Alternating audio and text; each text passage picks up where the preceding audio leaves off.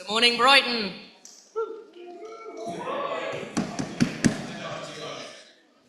Good morning, everybody. Or good afternoon, I should say. Good afternoon. That was Brighton Rock by Queen. Thought an appropriate way to introduce us. And from Brighton to anyone in London, watching this in London, happy Pride for this weekend. During my presidential campaign, I pledged to restart the regional weekends. And look at this turnout. This is another pledge delivered, is it not? For those who are here for the whole weekend, we've had the most incredible time. It has been wonderful getting to know this amazing community. We were in all of the different spaces in the community. This is a really important community space, and it's been great to be here together. I want to say a particular thank you to our staff team who made this possible, to Michael, to Andrew, to Noah, to Adam, and to Sarah Adivan. Thank you so much. Today, we're going to focus on regional communities, and the open forum will be about how we support regional communities better. So whether you're from a regional community or have history or heritage in it, we'd love to hear your opinions about that as we develop a strategy for regional engagement. This is an absolute commitment of ours, and we look to continue to build on it and to develop on it. Friends, over the weekend we saw some seriously concerning incidents in Melbourne, and we have this morning issued a statement in support of our friends and colleagues in the Executive Council of Australian Jewry following the arson attack at a synagogue in Melbourne and also a crowd bursting into an Israeli restaurant and quoting Bob Dylan, someone we never heard of until a week ago, and we wish you hadn't heard of now, I think, probably in many cases. I must say this, that you see these actions, and sometimes you just think that some in the Palestinian solidarity movement have just lost the plot. Because I think many of us would share what most people, I think, in that movement have as concerns about humanitarian issues, and I think many of us would want to understand and support, and there's common ground. But when you have people like at Glastonbury and Palestine Action engaging in support for terror or overt anti-Semitism, that crosses a line. And we've got to be absolutely clear in calling it out. It's not trendy or edgy to support terrorism or to support terrorist organisations. It is against the law, and we will insist that the law is upheld. So whether in either of those places, we will take strong action. And it's really important, friends, because here in this country, tomorrow marks 20 years since 7/7. It is also 21 months tomorrow since the horrific 7/10 attacks in Israel. And we need to be clear that these issues are not just an issue of Jewish security, they're an issue of national security too. And we want to make sure that the whole country, including our community, is safe. We're not going to take any of this lying down. While they seek chaos, we seek stability, order. And the last meeting we spoke about Palestine Action and what we were doing in that area. We called for their prescription, and they are now prescribed, I'm pleased to say, and we thank the government for that. Last weekend we saw the incidents in Glastonbury. I want to pay particular tribute to Vice President Andrew Gilbert for his work on this.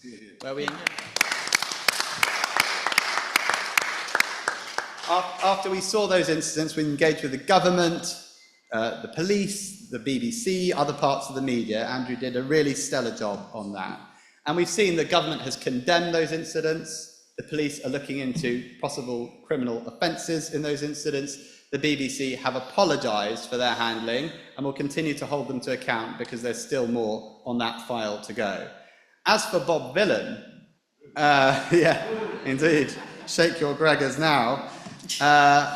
Well, they've lost their management, they've lost their agent, the gig in Manchester, the gigs in France, the gig in Germany, the gigs in the United States. And I think they've got to ask themselves whether it was worth it. We've got to be clear, anti-Semitism, extremism does not pay. We've got to be clear about that. And it's not just for us and for our community, it is for the good of the country as a whole. And so we insist on that line.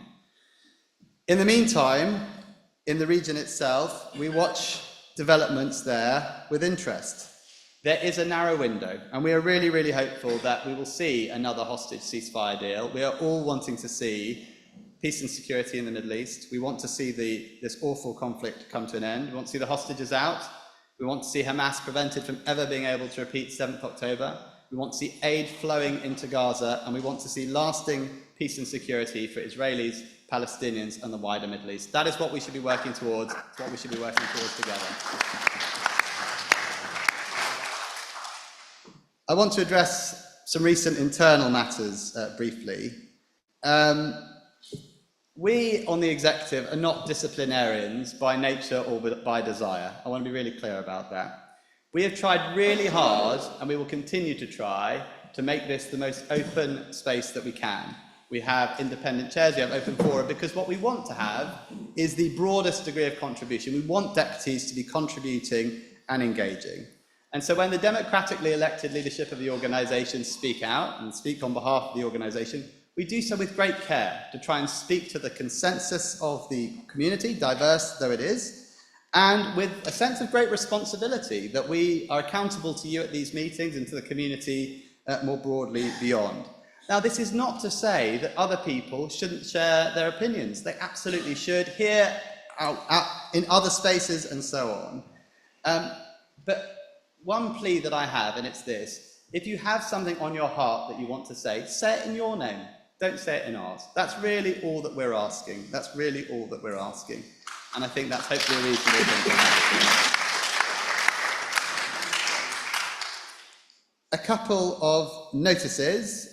We do not have Peter Carl with us today, unfortunately. There was a diary mix-up, which meant he thought he was speaking to us on Friday, which wouldn't have been that useful. So we're now seeking to reschedule that, probably an event in London at some point as well. We're all working towards that. A number of personal notices as well, and I'm going to start with some sad ones, unfortunately. First of all, some of you will have heard that Deputy Bernard Schaffer lost his wife, Michelle, yesterday morning. Some of you will know her. She used to attend some of our meetings. She loved coming. She was popular when she did come. And so we wish Bernard and the family, Chaim and Rakim, a long life. You're in our thoughts. We also wish a long life to Efrat Sofa, who lost her grandmother in the recent period, and Bailey Preveza, who lost their grandmother recently as well. I was just told that Harvey Rose, unfortunately a long-standing deputy for Zionist Federation, passed away recently, and so we wish condolences to his family as well. A couple of refuah shelemas to Lawrence Davidson, I'm delighted to see with us. Onwards and upwards, sir, every strength to you, and also to Councillor Alex Boyd, refuah shelema bakarov, to you as well. Adrian is not here with us today, although he might be on the live stream. He is expecting, I think, a grandchild. So b'sha'ah tova to Adrian and to Marie and to the family, b'sha'ah tova to all of the family there. And I'm delighted to have quite a few mazel tovs, so this is the bit we really do like to do. Mazel tov to Hanan Charles on the marriage of his son Ben. Mazel tov. Mazel tov to Richard Cohen on his 70th birthday today. Mazel tov. Mazel tov to Michael Ziff on his recent birthday, his 72nd birthday. Big mazel tov to Nina Morris-Evans on winning the female event for the Cardiff Triathlon. So every meeting we have something for Nina. She's an absolute star. Joy Wolf's granddaughter is getting married this week. Zander Mindal, currently on the live stream, is getting married this week as well. Mazel tov, Zander. Hope you can hear us. Our best wishes to you. Carol and Neil Abraham's 54th wedding anniversary today. Hey. Mazel tov. And what a great place to celebrate with all your friends. We've thrown you this party at Rally Hall. Hope you enjoy it. And also a big mazel tov to our fantastic independent chair, Karen Newman and Susan Crane, on their 40th anniversary. That's Mazel tov, mazel tov. And with that, over to you, Karen. Thank you very much, Phil. Well, we've had a very warm welcome from Rally Hall, and now I'd like to call on Maxine Gordon, the manager, to give us some of our housekeeping rules here today. Maxine, the floor is yours. Thank you very much indeed. Yes, I'd just like to say a very big welcome to everybody to Hove, Brighton and Hove. There are some familiar faces, which is lovely to see. But also very big welcome to our guests. Some of you have been talking to me about what Rally Hall is. We are the only non-affiliated Jewish community centre in Hove, in Brighton and Hove, and we have our 50th anniversary next year. So we will be having a big celebration. We will be advertising it probably in the JC or the Jewish News, and we hope if you have family down here, you'd like to celebrate that with us. We are going to be having lots to see. We welcome back Board of Deputies for the second year, and we love seeing you here, and we hope your conference goes well today. Thank you very much for coming and seeing us down in Brighton and Hove. Thank you very much.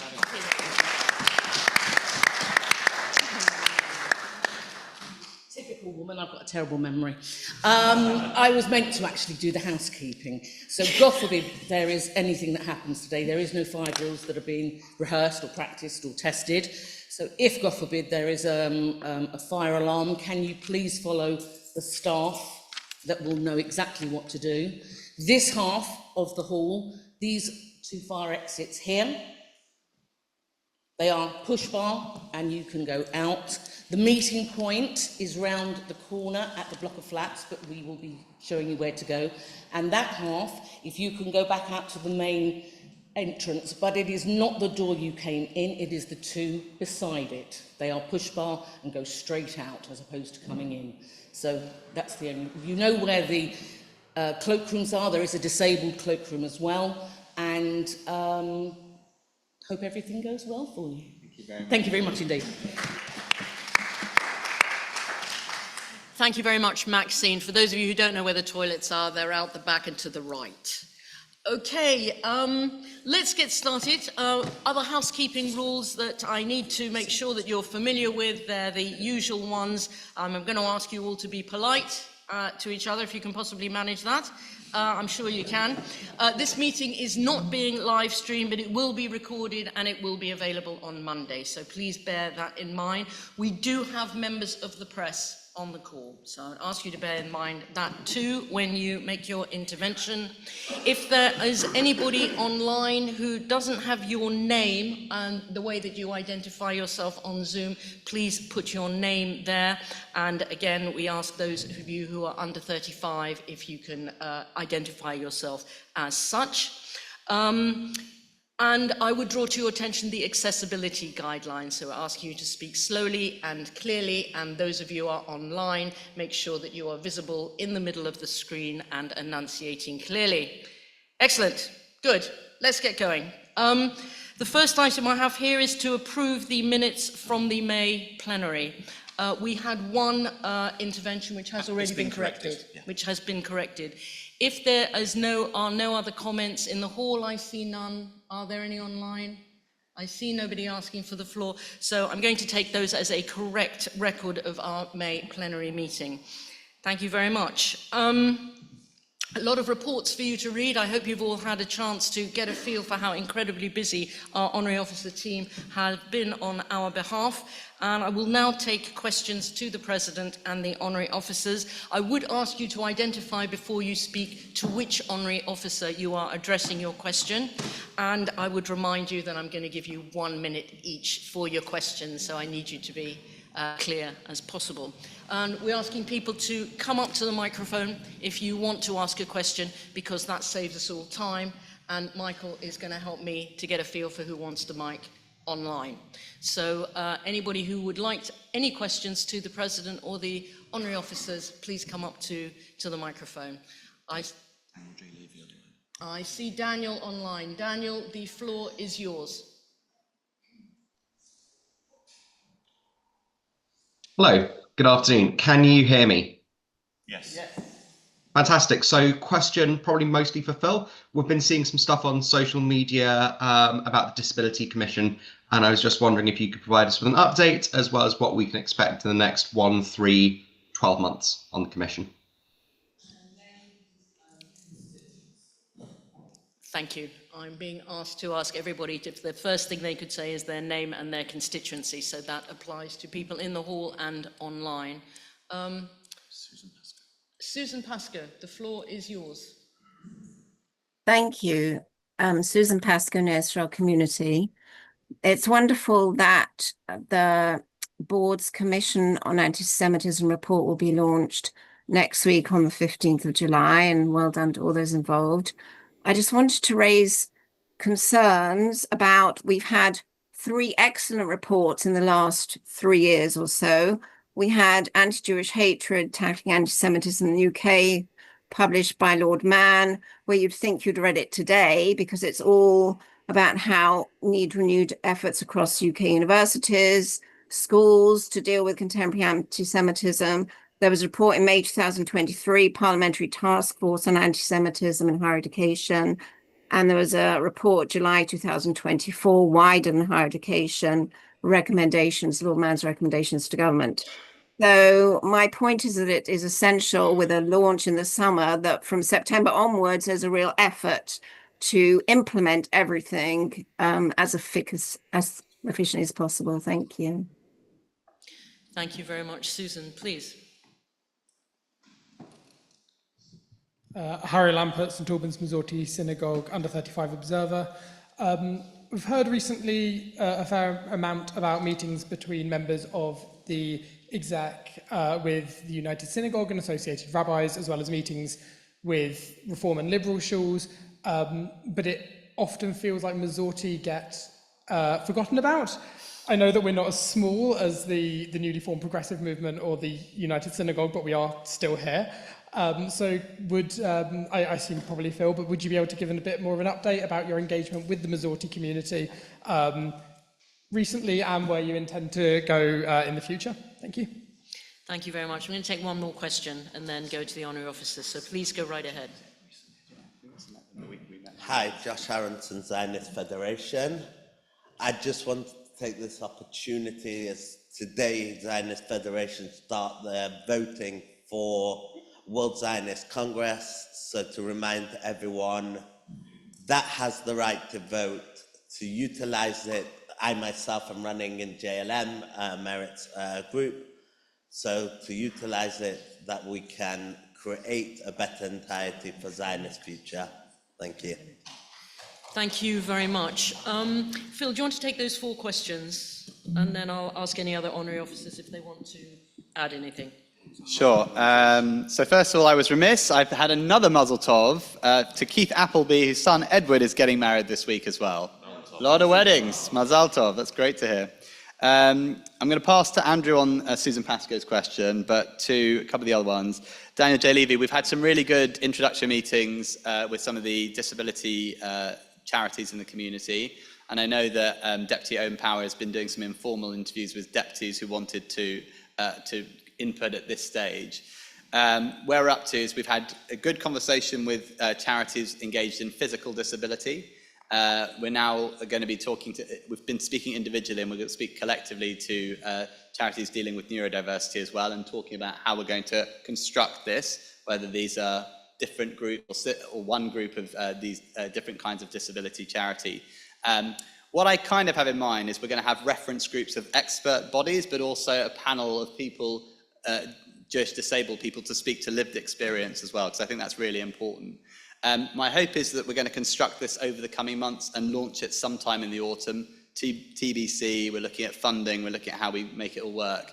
But we're really excited about this, and I know that the charities that are engaged have been really, really positive about the board bringing these the different charities together and doing something really, really positive for the community. Harry, I do want to reassure you on this point. The week that we met both the United Synagogue and Progressive Judaism, we also met the Masorti Judaism. It might be a feature of it that it was the one that wasn't shared with the press. We didn't share either ourselves, but it was a very good conversation with the leadership of Masorti Judaism. And since that time, I have addressed New London. I'm going to North London in a couple of weeks. Masorti Judaism is absolutely on our radar and on our thing. But it's very important that you say that. We do want to show that support. And to Josh, what's to say? World Zionist Congress is out there. If you're registered, do vote. Can I say something briefly about disability? Yeah, sure. Just to say that Aviva Landau, our fundraising part-time fundraiser, asked me to provide a lived experience quote. Well, she didn't so much get a quote, she got a whole Megillah. She seemed to be happy with it. But yes, it's very, very important that deputies who have, all sorts of various issues with disability make sure their voices are heard about what it's actually like to live with it. Thank you. Thank you very much. Andrew, on Susan Pascoe's question. So Susan Pascoe's question seemed to look at past reports and have they been implemented? And the reality is this is an ongoing battle, and because the situation of anti-Semitism has clearly got worse since October the 7th, 2023. But if you look at how we've responded constantly. We've taken on staff, Noah's work on Katz's work. Noah, can you wave your hand from somewhere? There, thank you. And Noah has been working on anti-Semitism and Jewish networks in the workplace. And if you consider that's a whole area of our work now that we're growing on all the time. Obviously, we continue to work with John Mann and John Woodcock Walney on his report.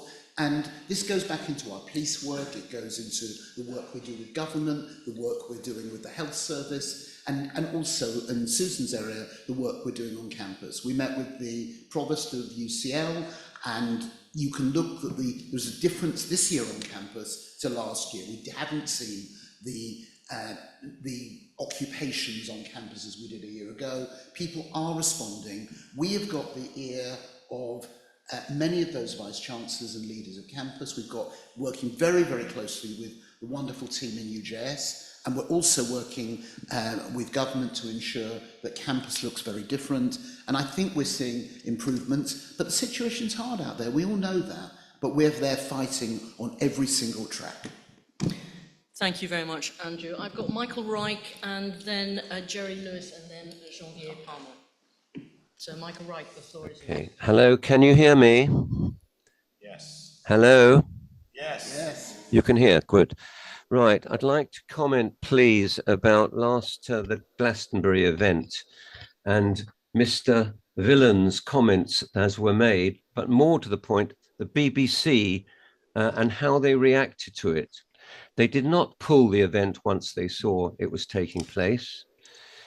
They continued to show for a further 5 hours after the event. The actual broadcast was continued on BBC iPlayer. It seems to me nobody's taken any responsibility at the BBC, and they've made comments as they always do. They put it right. I'm afraid that is not sufficient. The amount of anti-Semitism probably caused by the 20 million viewers who saw it was far greater than even Mr. Villan doing the work himself. We need to have much more action taken, and I suggest we work with the government to change matters at the BBC, to have somebody responsible for what's taking place. Thank you, Michael. Father of the board, Jerry Lewis, the floor is yours. Jerry Lewis, Hampstead Synagogue. Far be it for me to intervene on difficult subjects of the BBC, etc. But I do want to point out to everybody here, when the House of Commons, which I sit in and listen to all the debates about Israel every week, most weeks, when they discussed this on Monday, Lisa Nandy, who used to chair the pro-Palestinian movement in the Labour Party, fielded the questions. She was ace. She was brilliant.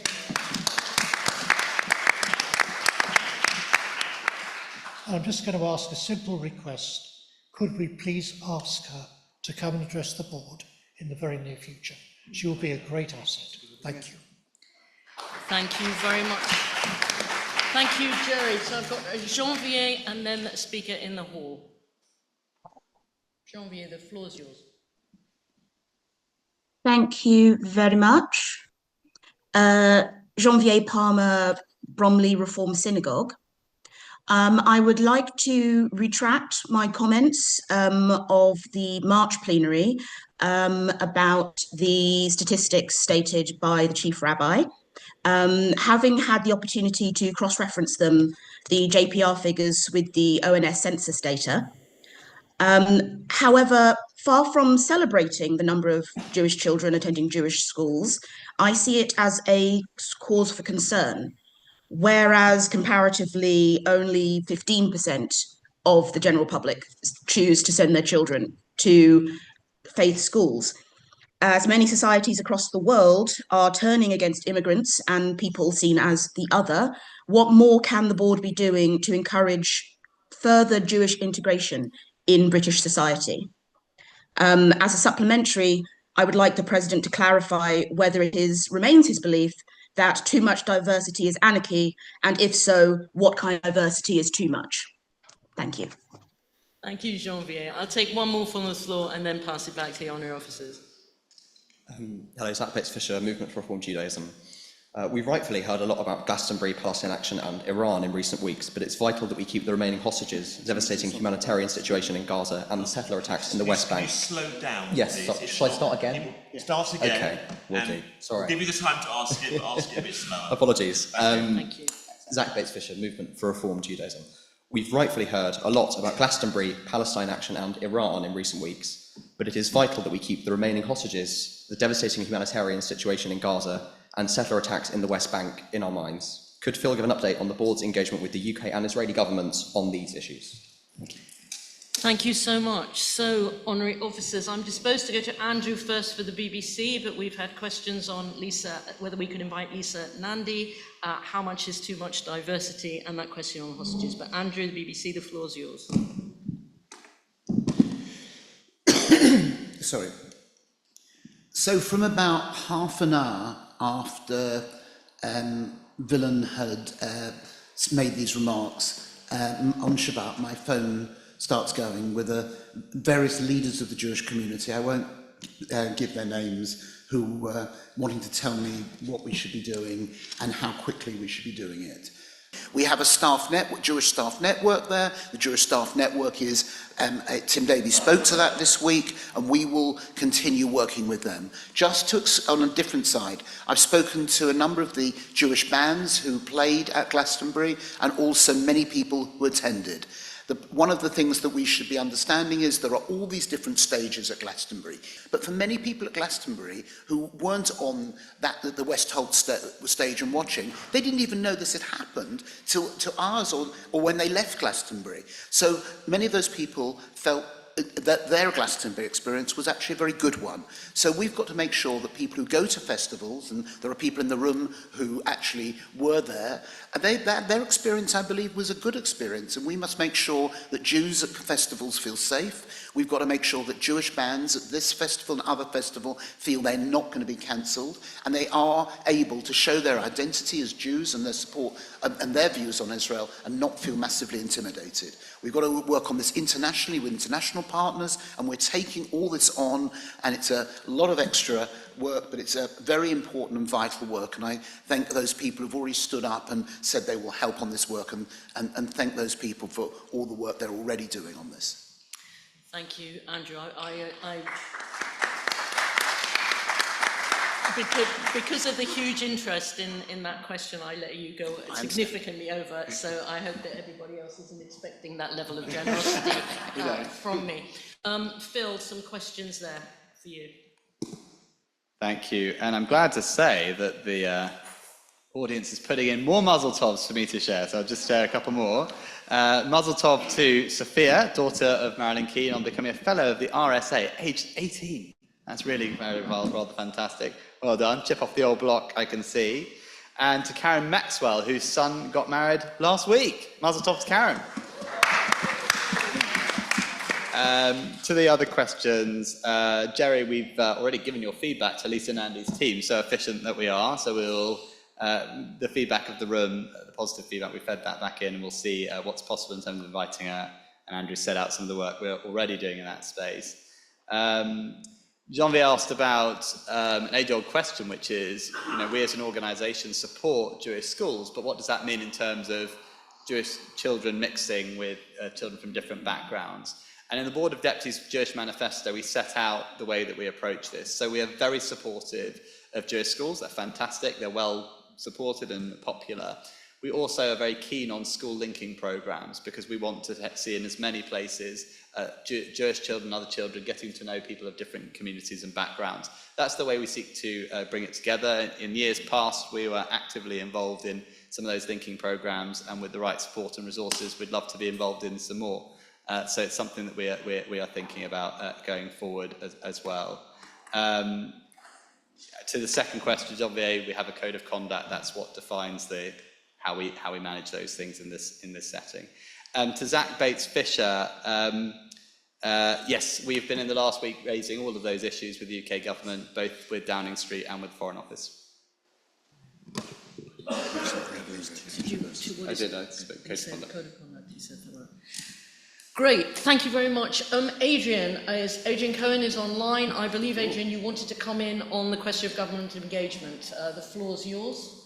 Thank you. Nothing really much to add to the President's response to Zach, but just to add that there's been quite a lot of engagement, as you'd expected, during the hot conflict with Iran, mostly around the issue of, at the time, around repatriation of British citizens who were seeking to get back to the UK, and also following that, the travel advice that was being given by the FCDO, which was having an adverse impact on the ability of the various summer tours of the youth movements, which we were able to influence in a speedy time. So just to add that small point. Thank you.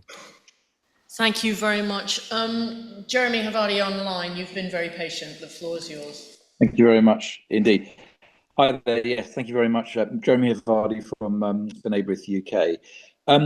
I thank both Andrew Gilbert and the President for making their stance very clear in regard to the Glastonbury chanting. I think we need to be absolutely clear that these words are not just words we condemn, they have real world consequences, and indeed horrific ones. And we've already referenced the attacks in Australia, which of course have been absolutely disgusting and could have led, fortunately, it didn't lead to a loss of life, but they could have done. I think it's high time that we make it absolutely clear to the authorities here that chants like "Globalise the Intifada" are not just immoral in themselves; they are incendiary. They are a call to action. They are a call to murder, and that it's high time that those sort of calls are prescribed. And of course, in a way, what happened at Glastonbury reminds us that similar kind of incendiary chanting can have and does have real world consequences. So can we ensure that in meetings with the Home Office and with the police, we continue to put forward the view that those kind of chants are prescribed and that actions do have consequences? Thank you. Thank you very much, Jeremy. I've got two speakers in the hall, so I'm disposed to take them both before coming back to the honorary officers. Nat Cunnion, Deputy for Limerick and Chair of the Under-35s Assembly. This question is for Jeremy and maybe also for Phil. As many of you here will be as well, I'm looking forward to Jewish Culture Month that was launched around the time of the last plenary and will happen around this time next year. My understanding is that most of those events will be led by partner organisations, and it will be their sort of onus on what sort of things they put on.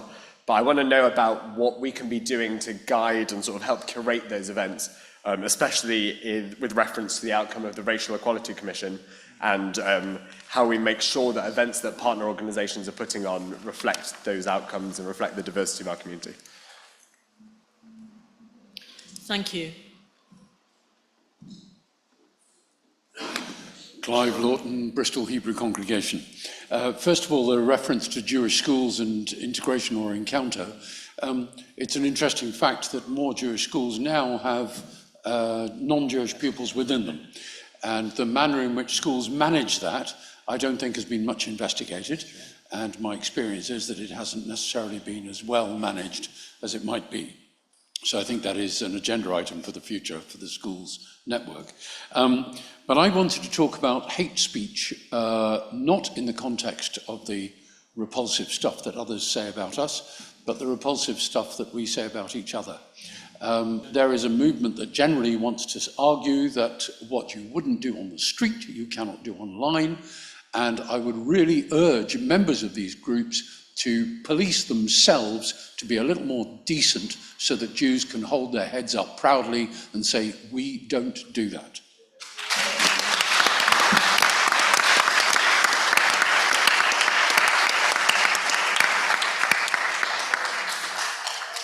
Thank you so much for that intervention. I think you got a sense of how well supported that is among deputies as a whole. And in my last term, I was on the Constitution Committee, and people weaponising the code of conduct to prosecute their social media-induced spats is also a huge waste of our time. So I would just add that from a personal to your really important intervention, for which I thank you. More about Glastonbury, interesting point about Jewish schools, lots about hate speech. Andrew. So, government has stood up and they've prescribed Palestine action. Government has stood up and they're working to protect our buildings. If you look at the criminal policing bill, again and again, we understand government, and for that matter, the police, are listening to us and ensuring we are protecting our Sabbath and protecting our community and its way of living. When we get to where the line is and how the police have, and I'm particularly talking here about the Met Police, but when I work with the MPCC in terms of regional police, there are similar policies. And they talk about what's called a flag policy. And when they're looking at what the flag means, a flag can be a flag, but a flag is also an emblem that someone will be wearing, a sticker, or all sorts of anything that's got something on, they refer to as a flag. And what happens there is, if that flag were paratroopers, that's clear, or is Hamas, or it's Hezbollah, or it's a prescribed organisation, now Palestine Action will be on there as well, they will intervene in different ways, and they will protest that. On the other hand, where it is globalise the Intifada, or that's being chanted, or where it is from the river to the sea, for better or worse, at the moment, those are considered offensive but legal. And we're in this line when we're looking on either online or in person, that at the moment we are not getting that intervention. The question I think we have as a community is to say, we might not like that, we might find that very painful and very hurtful, but we've got to work out how how much we want to push that, and how much we generally have to say, okay, this is offensive but legal. Now, if we turn around and say this is going to incite riots, or we can clearly prove that, they will see the police will ask, where has that gone in terms of serious disruption? And at this moment, we cannot show any of this is gone to what is serious violence, stone throwing, brick throwing, or anything. And we have to. If we can show that, then we can move the dial. At the moment, we have to take our wins. It's a great list of wins that other governments haven't given us. We must feel that. But on the other hand, I hear you, but we haven't got the evidence to push that way. And in terms, just on the other side, of non-Jews in Jewish schools, in non-Jews in Jewish schools has come to us in different ways. 5 pillars that people have heard about quite a number of times are campaigning against a number of our schools where there are a significant Muslim community in those schools. That will include King Solomon, King David, and in Birmingham, King David in Liverpool, and also there's another couple of schools on that list as well. And in what we're seeing there is, in those schools, initially this was a great harmony. People were turning around, going to those schools, and it was like you went to a Jewish school, you bought into the ethos, it was all great. Now we're seeing it's turned into a much more difficult situation, particularly around things like Yom Ha'atzmaut or any Israel education in a syllabus, and then people and families being targeted, teachers being targeted. And we've taken this up with the DFE, a department called Education Against Hate, and I would urge every deputy to go onto the DFE website, look at the resources in Education Against Hate, and look at how, 1, you can publicise this locally, and 2, we can continue to work with the schools. It's an incredibly difficult situation which we're already focused on, and particularly in those areas, there are organisations that are trying to stir this up and actually groom teachers on this in a very, very unpleasant way, including, sadly, in East London. Thank you very much, Andrew. Did you want to say something? I saw that you were... Yes. I thought you did. Thank you. Now, dealing with Nat's point about cultural organisations reflecting our values, generally, as far as I'm aware, their very nature tends to support our values of inclusion, both for people with disabilities, also clearly as far as gender, race, colour, etc., creed, etc. You know, I'll be surprised if there's any problems in that way. Of course, one thing that ought to be mentioned is that although maybe the larger events will be put on by the cultural organisations, you, the deputies, have opportunities to put on smaller events, also under our flag. You'll be able to obviously use the increased numbers in of Jewish Living exhibition. You'll be able to open up your shuls and place, you know, your community centres where you have them. But also, there's nothing, you know, with a bit of help from ourselves, maybe, nothing to stop you from trying to put on events as well. So it won't just be the large cultural organisations. This is your chance as well to become physically involved in the Jewish Culture Month. Thank you very much, Jeremy. Before I go to you, Phil, as far as I know, it's Paul Hart is the only person who's asking for the floor now. So I'm disposed to go to Paul and then come to you. So Paul, the floor is yours. Good morning, everyone. Oh, good afternoon, everyone. My question is to the panel. What is happening with the proscription of the IRGC? Why hasn't the government gone any further, and what are we going to do to push it further? Thank you very much. Shall I go to you and then to Adrian? Yeah? Right. Yes, so just to mop up a couple of different bits and bobs. So, Nat, yes, to try and support people who want to be involved, we're going to be launching an online calendar of events in February. So there'll be the opportunity to submit events. We'll have some guidance, but everything you say will be encouraged to being part of it. I know the last meeting we had a number of questions about intersectional events. That would be absolutely in the spirit. The month will, of course, cross over with Pride Month as well. So it'd be really nice to have some LGBT Jewish events on as well. I know that a number of the ethnic Jewish kind of community groups are thinking about what they might do. So really encourage people you know to put things on. That's really what we're hoping to do. As you say, it's mainly going to be people submitting events, but we're hoping to do a launch event and perhaps a closing event. We'll bring the best of it all together, as well as supporting with comms and social media, sort of taster bits and bobs. So it should be really exciting. And we're going to continue to update as we go. It's one of we're really excited about that project. And sort of linking to that and to Clive's point, we're working with Pages on curriculum development around racial diversity in schools, and particularly teaching around that in Jewish schools coming out of the Racial Inclusivity Commission that Stephen Bush led. So we're going to hopefully be doing a seminar with Jewish schools in about December this year, looking at what's already happening in Jewish schools, what more could happen, what resources teachers recommend, what they would like to see developed. So we really can improve the way that our communities and our schools are embracing the topic of diversity.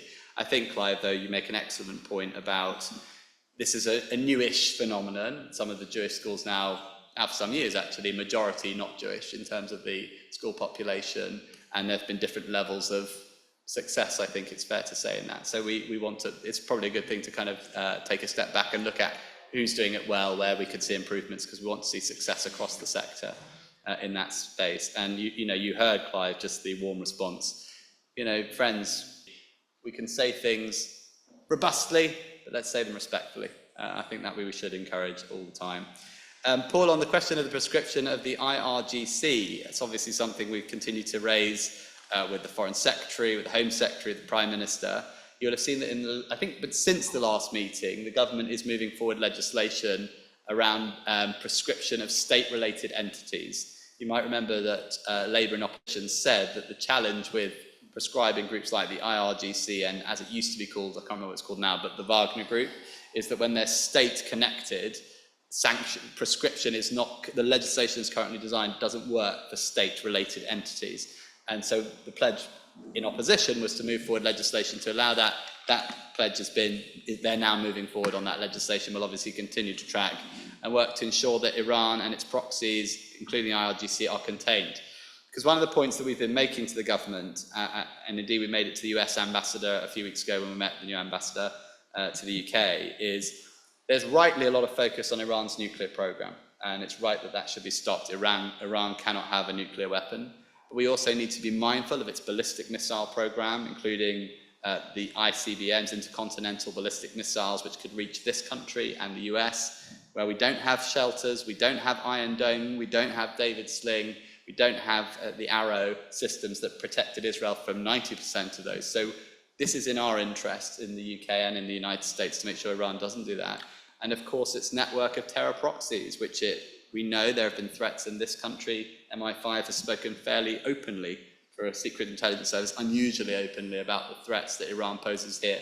So this is not just about Israel, it's not just about Jews, it's about threats to our national security, and we continue to insist that the UK and other governments take this seriously, and we'll be doing some more work on that in the coming weeks. We've been speaking to particularly our German and French counterparts around this. The E3, you may have seen we launched a JE3 group with our French and German counterparts. We're talking about what we might do together to make sure our governments remain fully aware of the full range of threats that Iran poses to us. Thank you very much, Phil. Adrian, I don't know if you want to come in here or have anything to add. Again, I think the President's really covered the issues very comprehensively. I mean, anything I would add is that the IRGC, as the President said, it's not just about the Jewish community, it's a big threat as well to the Iranian diaspora community here. And indeed, it's a community with whom our community has a lot of links and a lot in common. So, and something in many ways to celebrate. Thank you. Thank you, Adrian. I see that Arthur Weiss wants the floor online. So, Arthur, the floor is yours. I noticed in the plenary minutes from last time. Can you say where you're from, Arthur? I'm from Belmont United Synagogue. I was reading the plenary minutes from May, where the President maintained there was no alternative or no convincing alternative to the two-state solution, and also expanding the Abraham Accords. I'm not sure how many deputies have seen the Wall Street Journal article where 5 sheikhs from Hebron have said, we want to be part of the Abraham Accords. We want to have an emirate in the Hebron area. That could, if that's encouraged and could expand, it provides a reasonable alternative, because you would have the Hebron Emirate, you'd have the Nablus Emirate, and ultimately the United Emirates of Palestine from peace-seeking Palestinians. Is this something the board should encourage and be involved in or support? Thank you very much. Phil? Is there no other question? Okay. Arthur, first of all, delighted to have you on board. So I know we're old family friends, so it's wonderful to have you joining us from Belmont with us today online. No, I mean, I stand by the comment that the two-state solution is the only one that's been fully fleshed out. I saw with interest the proposal of the 5 sheikhs. And obviously, if that begins to gain ground more broadly in Palestinian circles, it's worth looking at. But to my knowledge, this is not, at this stage, a proposal that commands much support, and there probably wouldn't manage to bring an end to this decades-long conflict. But, you know, we're not completely closed-minded. We want to see fresh ideas. We want to see workable ideas. At the end, we want to see lasting peace and security, as I say, for Israelis, Palestinians, and the wider Middle East. But as it stands, we haven't heard a more satisfactory, comprehensive resolution, notwithstanding all the difficulties, than the two-state solution. That's the one we continue to back for that reason. Thank you very much. Okay, deputies, I need your help. Partly owing to the wonderfully full reports that we got from all of our honorary officers, and also to this fulsome discussion we've had just now, we are very, very ahead of time. That means that I could do one of 2 things, and I would like your guidance on what you would like me to do. One of those options is to have a comfort break for 10 minutes, go out, get a cup of tea, get some fresh air, and then I will try and get you back as best I can. The other one is, I know some of you have journeys ahead of you. You may wish for us to soldier through and try and see what time we can finish and not have a comfort break. So. We'll do a comfort break either way. Yeah, yes, okay. I'll do some kind of break at 2:30, but yeah, okay. If you go to work through, I'll do a break at 2:30, but it would be less. So, how many? Can you raise your hands if you'd like to break now? Oh, that's a substantial number. And if you really, really don't want to break now? Okay, I'm going to take, I'm going to give you 10 minutes now. Thank you very much indeed. Thank you. Okay, before we begin the next session, I'm going to quickly give the floor to Ben, who's been very quiet so far this afternoon, to draw your attention to our future meetings. Thanks very much. Yeah, I just wanted to say something just to reassure myself I still exist. The meeting papers went out on Wednesday, but it was not until I believe Thursday afternoon that the provisional dates for 2026 plenaries were added. So deputies who looked at the pack immediately, as I'm sure you all did, may not have seen them. So can I just flag that they're there? People should have a look at them. We think we've avoided any major clashes. We think they're easily spread out. If people spot any issues, there is, I should say, one deliberate error, so you can let us know about that. Any other issues as well, email myself, email Andrew Lee, and then we'll confirm them in a subsequent communication. Dinner shall be served. Thank you very much, Ben. Before we get to our important open forum on regional communities, I'm going to give the floor to Naomi Terberg because a lot of interesting conversations were sparked by this morning's discussion, and Naomi particularly wanted to say something, so the floor is yours. Thank you. I just wanted to mention two things. The first thing is about Jewish Culture Month. I know that it's going to be launched in February, but please don't wait for February to start booking events. I have two musician daughters, one who's quite big in the klezmer world, and one who's actually playing flute in Fiddle on the Roof and taught Prince Charles to play the carrot. So I know they're booking a year ahead for their thing, so I know that we need to book on now. If you've got anything you're thinking about, book now. The second thing is about Jewish children in non-Jewish schools. We really need to think about Jewish teachers and Jewish children in non-Jewish schools. I'm working on the education committee, that's my big passion. And so we have the Jewish Living exhibition that goes around all over the country.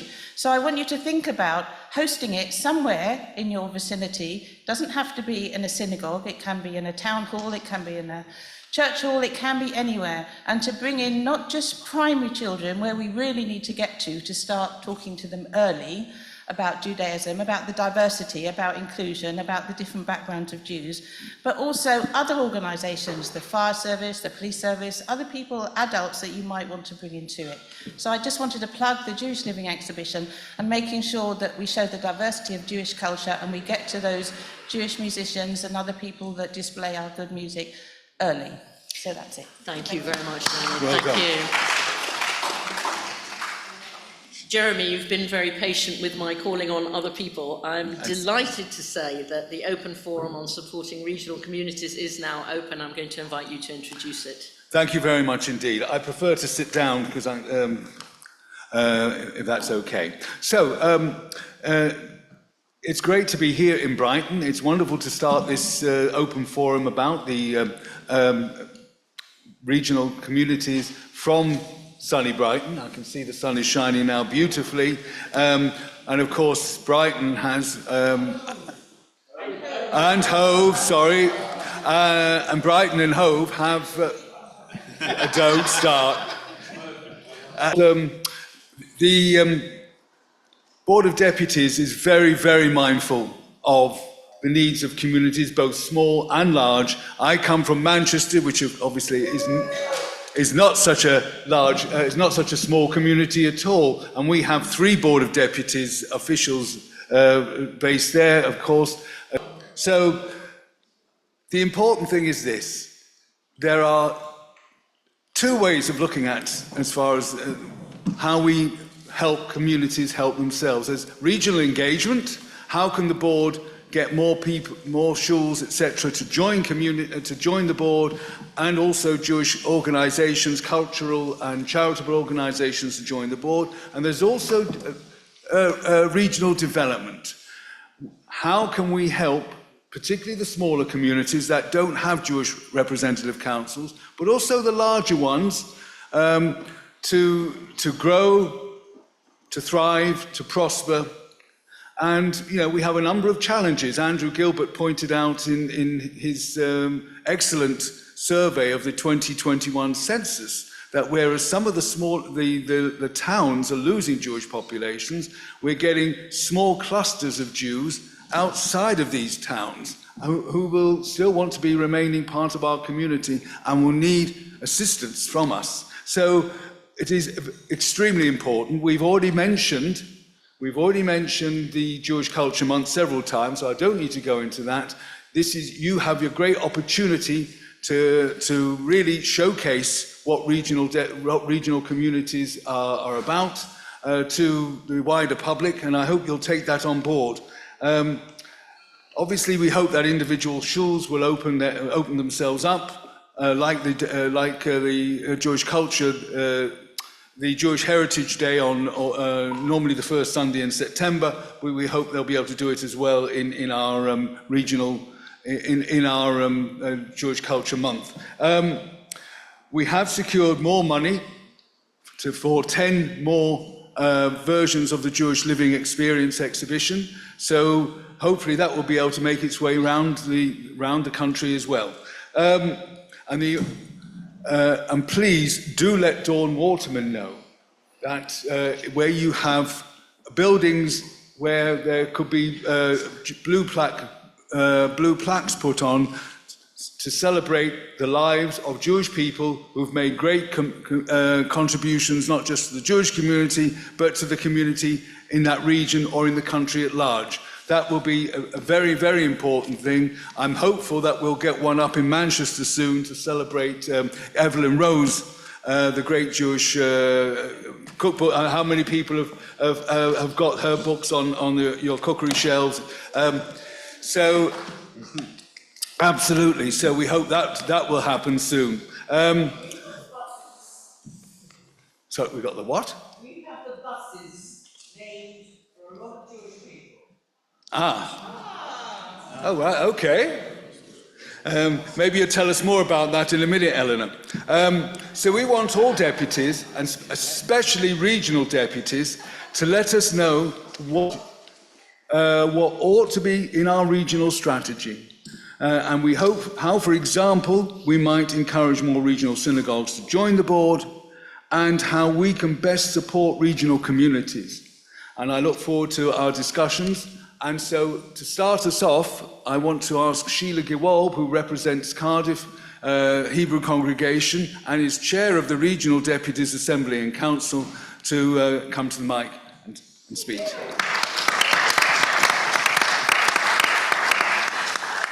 Hello everybody, Sheila Gewolb, Cardiff United Synagogue, unfortunately not from Manchester.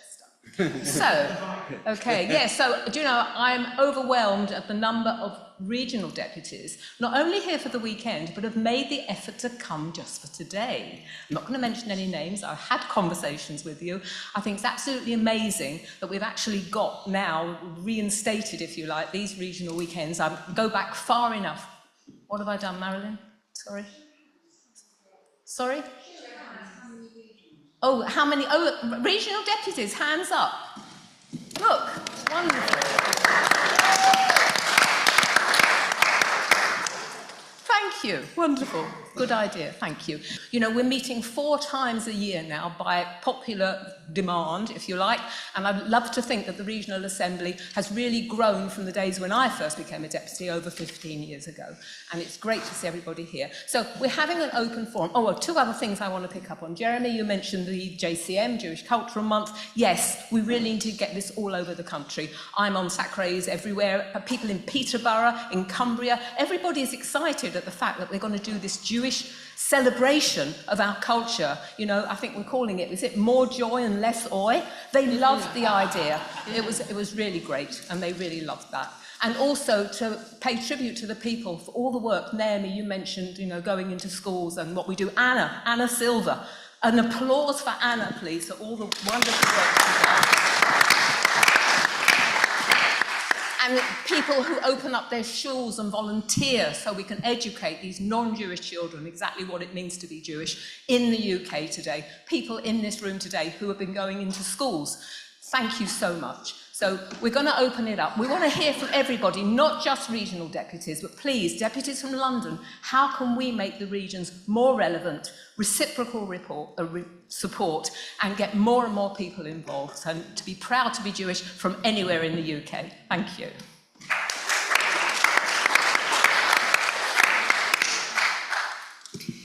Thank you very much, Sheila and Jeremy. So, deputies, the floor is open.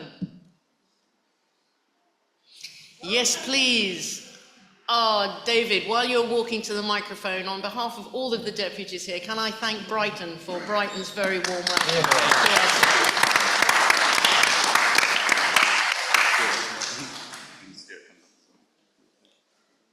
Yes, I'm David Sealer from Brighton Hove Progressive Synagogue, also a big supporter, as Sheila will know, of the Regional Assembly.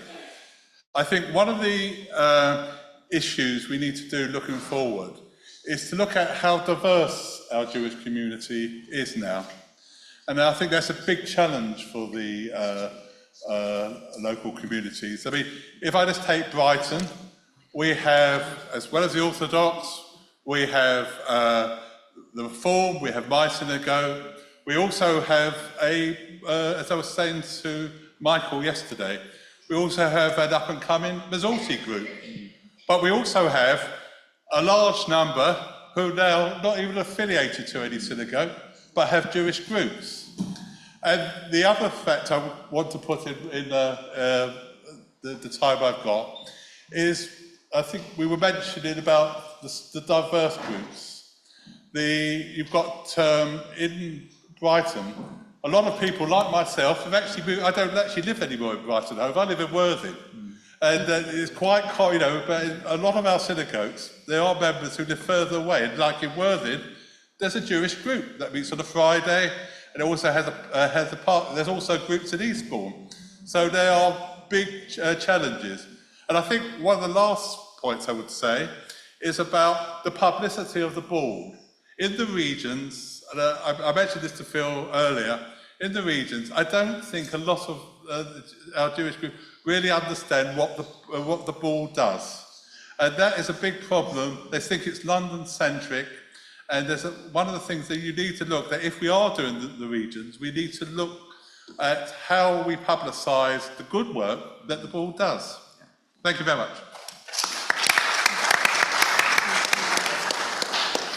Thank you, David. Michael and then Clive. Michael Grenfell, New London Synagogue. I'm going to make a point you've probably already thought of, but I'd be interested in the answer to my question, which is that, of course, every year the Jewish population of lots of regional towns grows as a result of Jewish kids going to universities and colleges all around the country. And I'm just interested to know what can be done to make them feel more at home as Jews while they're away through links with their community, possibly them helping to boost those local communities and a relationship between those communities and those young people being retained after they finish their studies. Thank you, Michael. Clive and then Harry. Clive Lawton, Bristol Hebrew Congregation. As somebody who grew up in a tiny regional community right out about 300 miles from Golders Green called Ealing, the business of regional and London is a false dichotomy, I think. There are many London communities that have all the manifestations of small communities. And, for example, Manchester, I think, is not in the same league. But anyway, we live with what we were given. Just two or three things that I want to commend and suggest. The first thing is, of course, since the catastrophic collapse of the Jewish Chronicle as a reliable newspaper, it used to be a really important means for out-of-the-way Jews to keep in contact with the Jewish world. And they were, the only Jew in the village picking up their copy of the JC from the local newsagents. And that is gone now. And it is really difficult, I think, for Jews at a distance to kind of know, to feel connected to the Jewish world. And I don't know what the replacement of that is or could be. And I don't think the online reading something on your phone is a substitute. Second thing, I want to commend the Pinner United Synagogue that has a gang of about a dozen or 15 people who get in a minibus or something and go off to some community for a weekend. They turned up in Bristol, I mean, not just by surprise, but they came to Bristol and spent a weekend with us. And I think that's a marvellous initiative of interaction with small communities around the country to find out what it's like to be a Jew living in Bristol if you're a Jew living in Pinner. And I want to commend that. Back in the old days, the late, great Malcolm Wiseman used to run West Quest and East something, I don't know what it was, but these were gatherings of Jews in the West Country or in East Anglia or in the Southeast or wherever.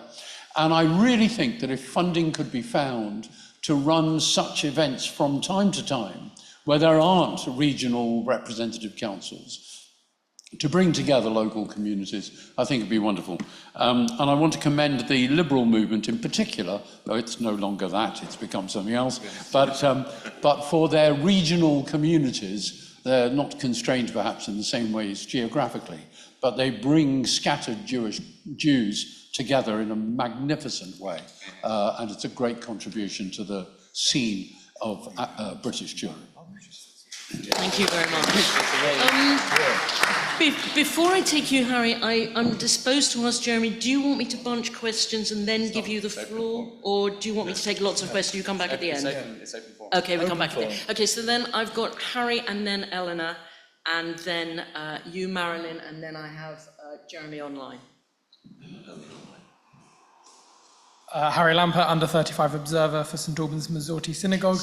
I'd say I've really enjoyed the 2 regional weekends that I've been involved with so far, and I think well, I've not been to the weekends, but it's been good to come out to other places.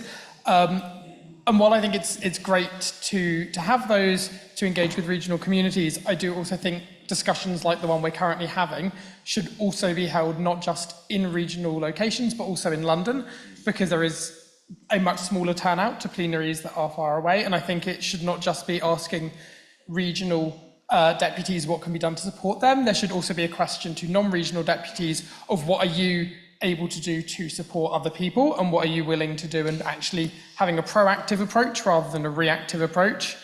And then to build on a point that was made earlier about people going to universities, during my time up in Durham, we had the fastest growing JSOC in the country, but I really wasn't very engaged with it outside of occasional events.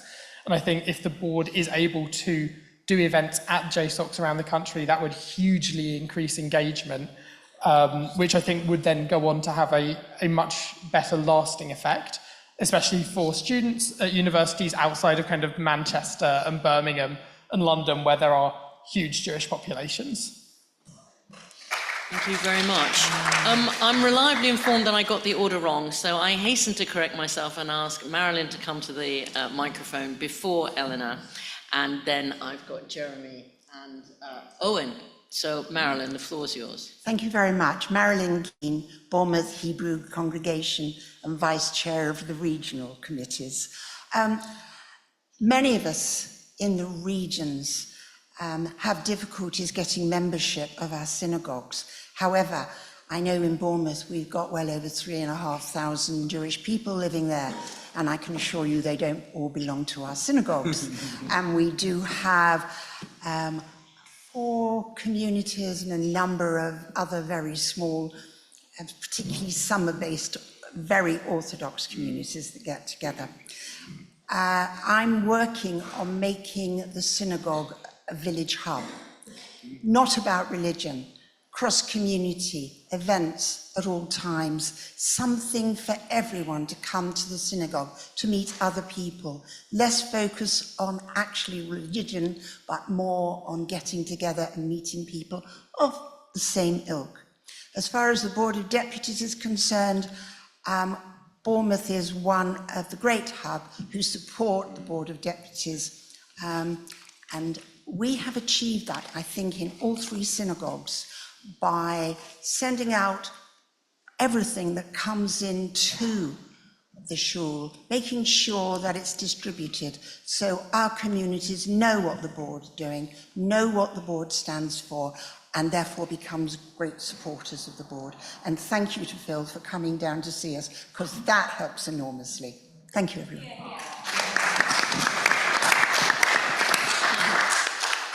So I've got Eleanor and then Jeremy and then Owen and then father of the board, Jerry Lewis. I'm Eleanor Lind, but I have a split personality because I'm also Eleanor Platt. I grew up in Brighton, in Hove, actually, from the age of 9. But now I live in Rottingdean, which is Brighton. I'm a deputy for the New London Synagogue in Abbey Road in London, and have been since 1982.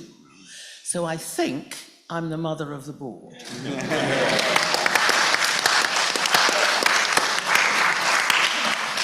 I wanted to remind people that although we've talked about the different groups in Brighton and Hove, nobody has mentioned the substantial Israeli population that we have living here. And they are very important. They don't go to shul, they're secular. They need to be brought in somehow, and that is difficult.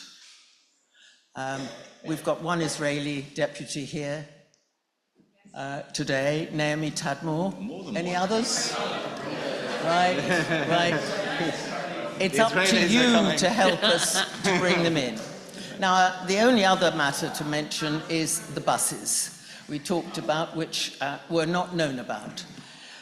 The late Godfrey Gould in this community was a wonderful ambassador for the Jewish community, and he was in contact with whoever organises the names on Brighton and Hove buses. You may have noticed that there are lots of names on the buses. If you haven't, do look at the next bus you see. There will be a name.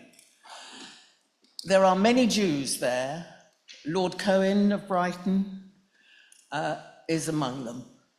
So we do have a very good, whatever you call it. Celebration of Jewish life. Celebration of Jewish life. Thank you very much, and welcome to Brighton and Hove. And Rottingdean. And safe journey to everybody home. Thank you very much, Eleanor. Owen, the floor's yours. Thank you. It's Owen Power, Deputy for York Liberal Jewish Community.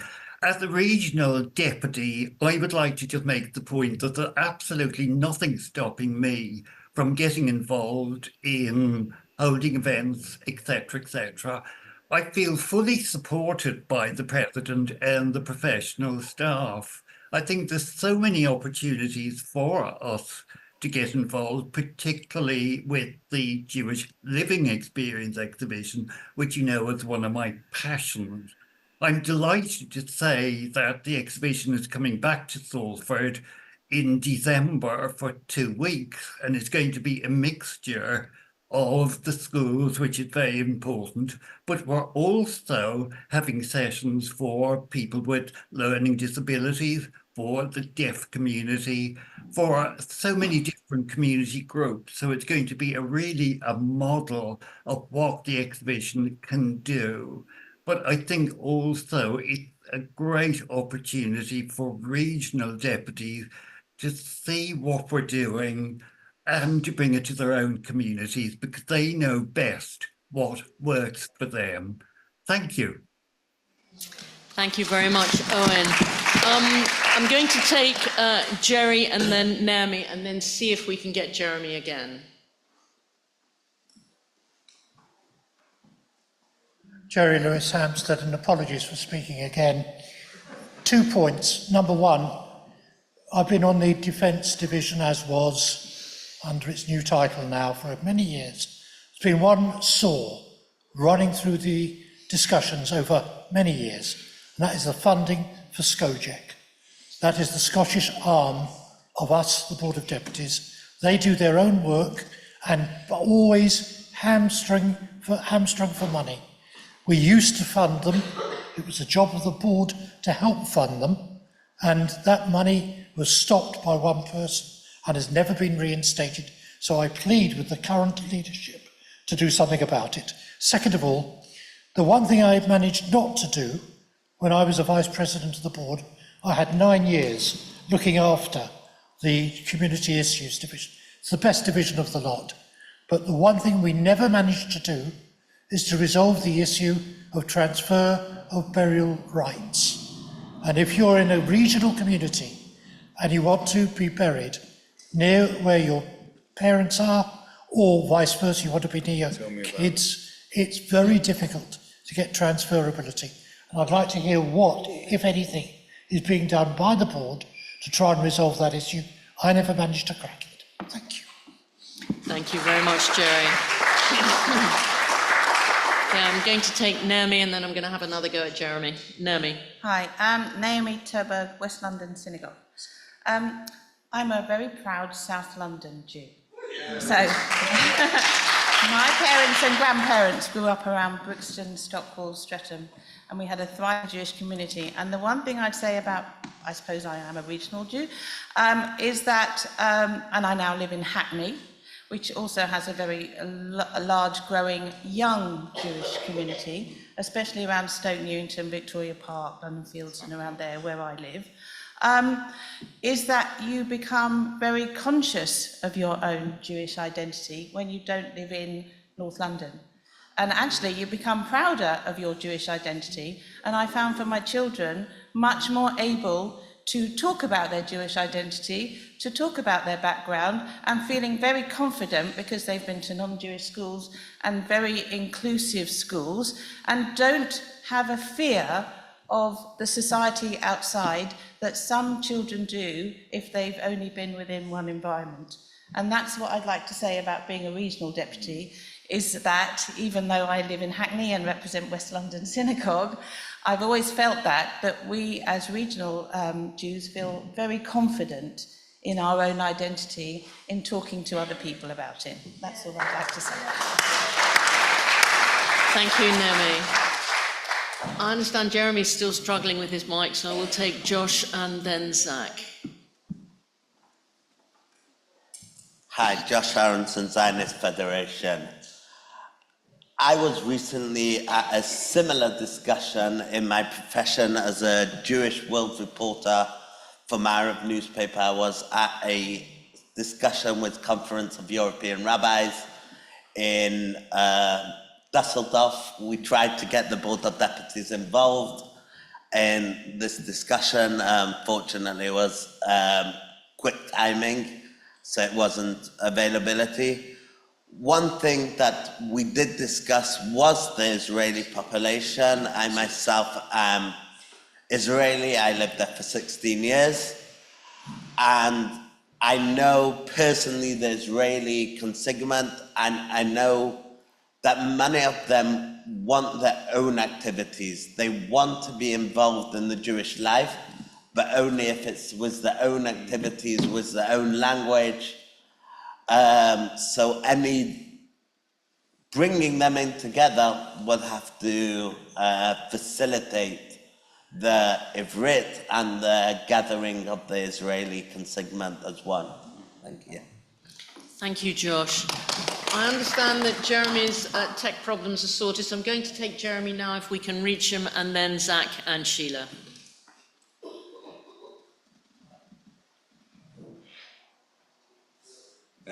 Okay, Zach, finally, the floor is yours. You've been very patient. That's all right. My name's Zach, Movement for Reform Judaism. I've just graduated university in Sheffield,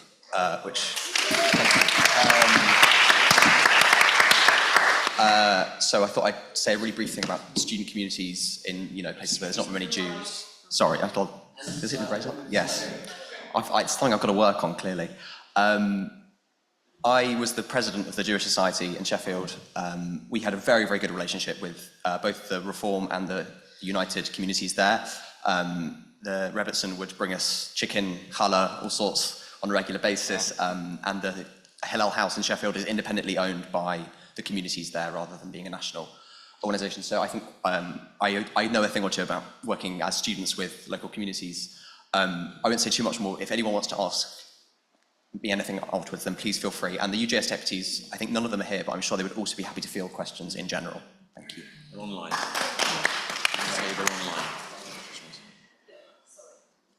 Apparently UHS is online, so that's really great.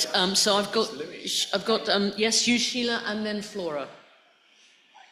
Okay, thank you. Yes, Zach, that would be amazing. Perhaps we need a conversation. Sheila Gewald, Cardiff United Synagogue, Hwnawn, that means good afternoon.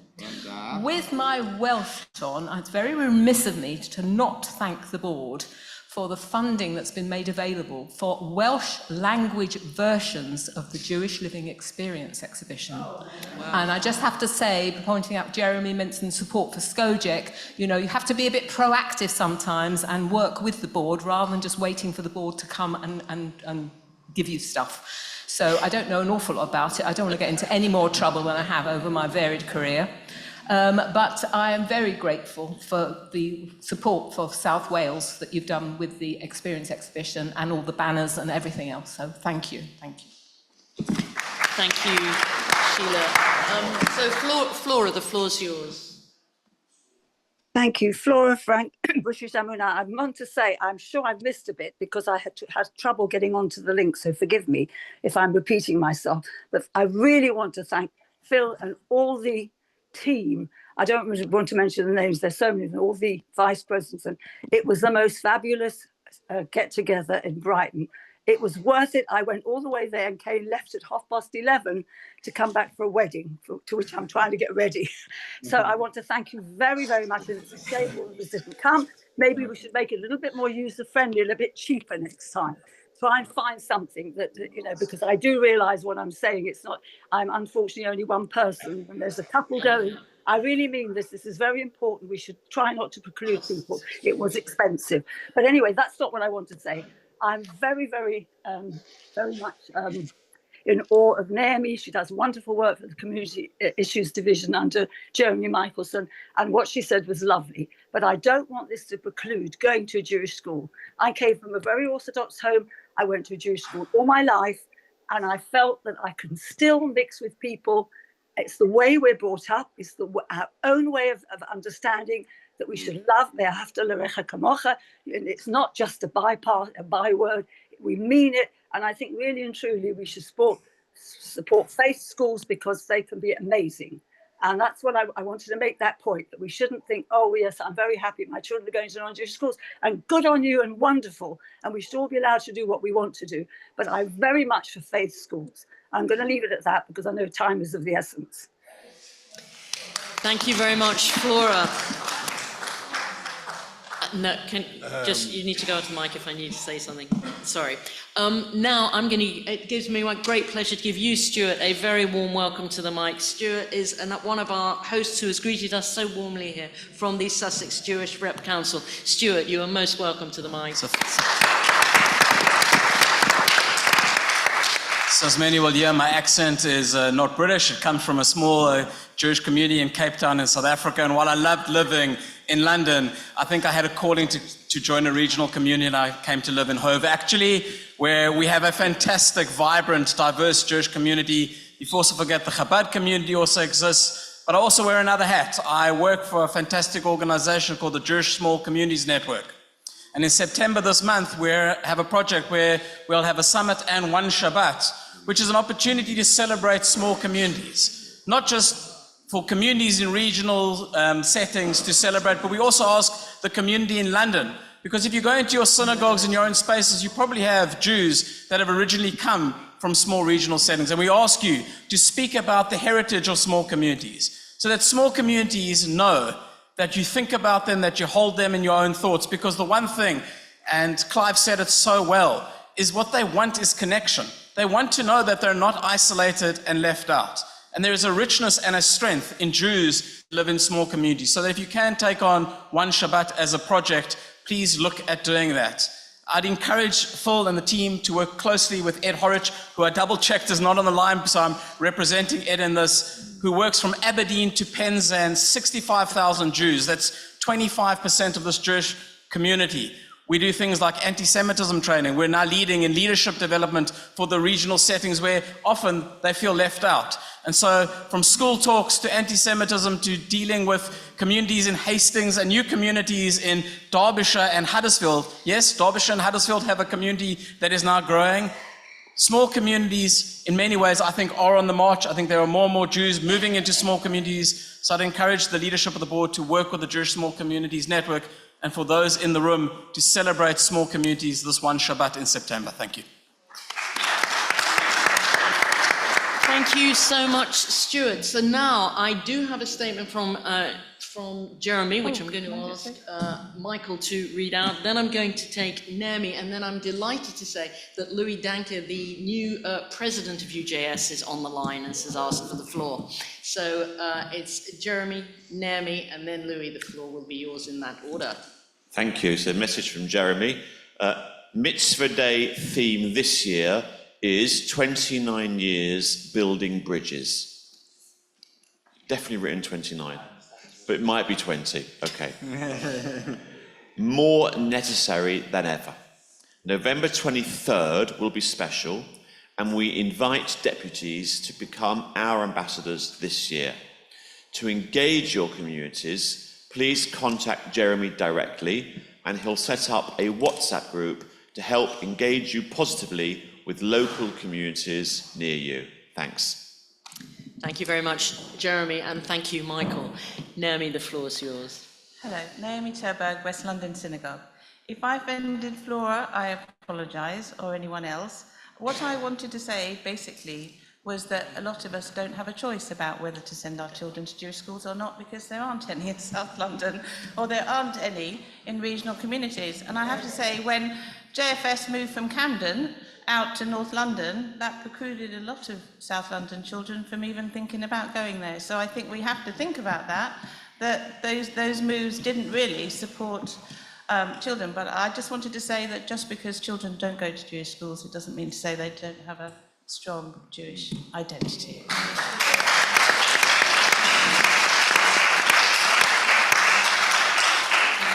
Thank you very much. So now it gives me great pleasure to welcome you, Louis Danker, the new president of UJS, to the Board of Deputies floor. Louis, the floor is yours. Hi everyone, thank you for the warm welcome. My name is Louis Danker, here representing UJS, and I'm the newly elected UJS president. Sorry I can't be there in person, but pleasure to be here online. Look forward to meeting many of you in person hopefully soon. I just wanted to pick up on what Zach so brilliantly said about Jewish students around the country. We build brilliant connections with the local community, everywhere from Scotland, Ireland, Northern Ireland, Wales, Exeter, Essex, wherever it might be. I, for one, I went to Edinburgh University. I built wonderful relationships with the Edinburgh Hebrew congregation there. In the shul, we hosted 250 Jewish students from across Scotland for a Friday night dinner. And we wouldn't have been able to do that if we didn't build such a strong connection with the local community there. So I think students really value the support that we get from our local communities, and I think that relationship is very much mutual. So yeah, going forwards, I'd welcome the chance to chat to any deputies about how to deepen that student-communal relationship. And yeah, as I said, look forward to being there in person in future plenaries.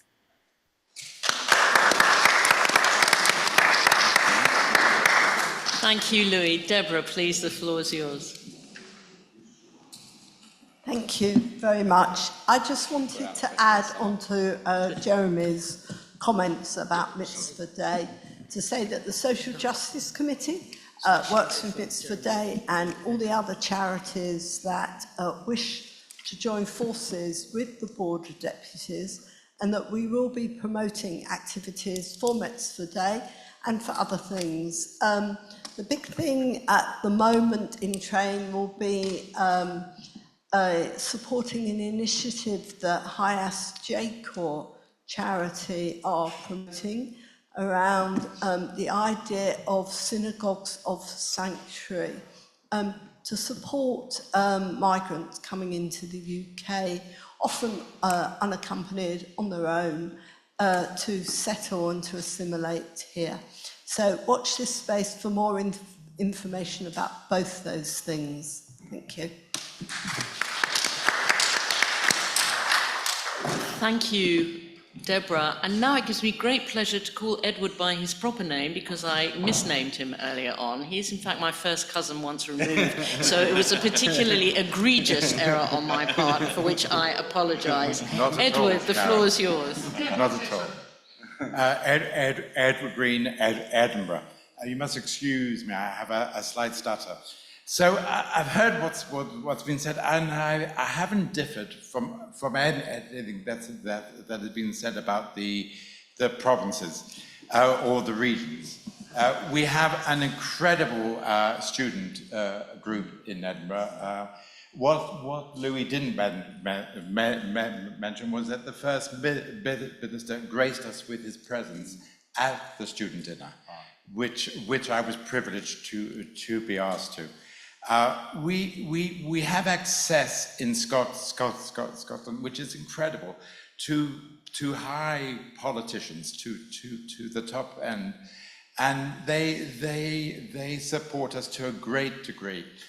I'm up here because I hope that we will entice you up to Edinburgh. We've tried before.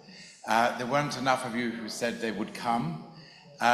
We are a small group, and there's 1,000 people who've signed the census in Edinburgh, and 820 of them are not affiliated.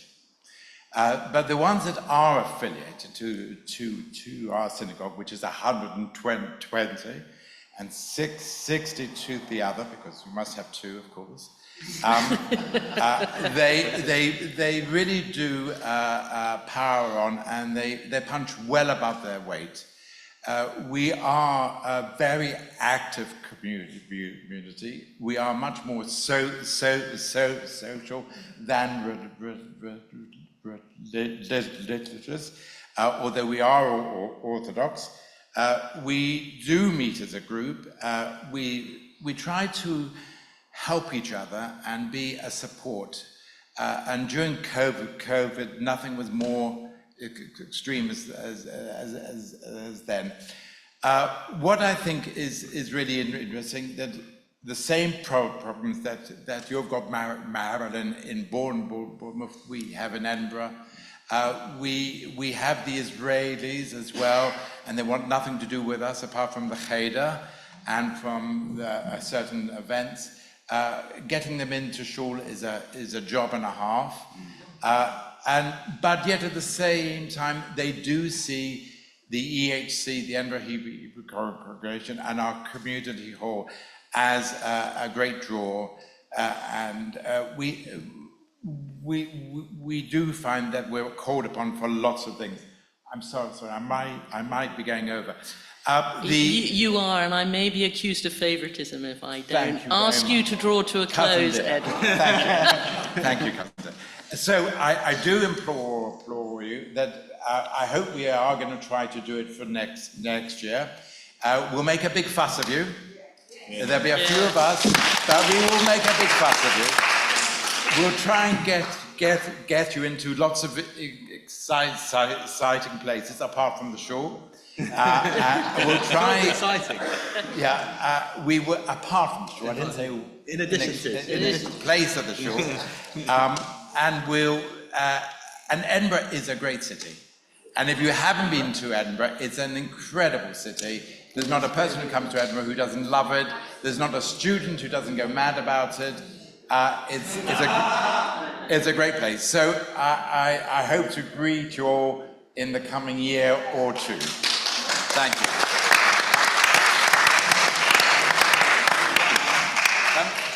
Thank you, Edward, and thank you, everybody, for such a rich discussion. I'm going to hand over to Phil for the unenviable task of trying to sum up.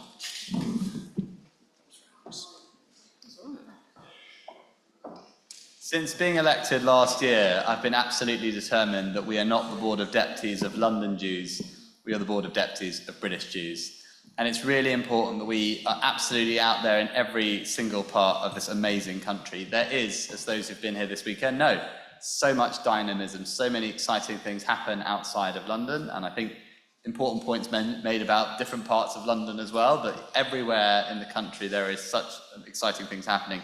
As you'll know, I pledged to visit all of the nations and regions of this country in my first year, and I achieved that. We're now on round 2 and 3 in some cases. I'm really looking forward to coming and visiting you in different places.